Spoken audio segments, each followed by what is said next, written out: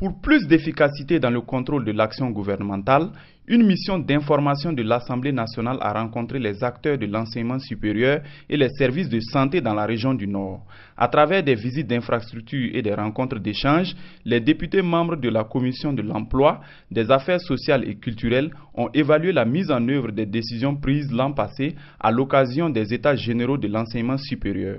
À l'université, le constat est également le même. Il y a encore plusieurs aspects à améliorer. Il y a des problèmes qui ont été soulevés, notamment pour les enseignants, c'est comment accélérer le traitement de leurs dossiers quand ils sont recrutés. Pour les étudiants, c'est comment avoir une régularité des cours, que la mise en œuvre du système licence, master, doctorat ne soit pas un calvaire pour eux. Le passage du centre à l'université.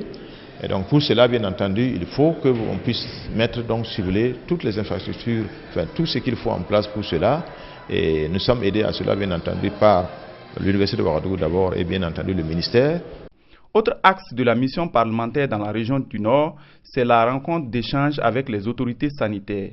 Il s'agit ici d'apprécier le chemin parcouru dans la mise en œuvre des recommandations faites en 2012 sur l'utilisation des aides octroyées aux services de santé. Il ressort des échanges que la plupart des mesures sont en cours d'exécution. Aujourd'hui, tel que cette subvention est organisée, il y a encore quelques difficultés.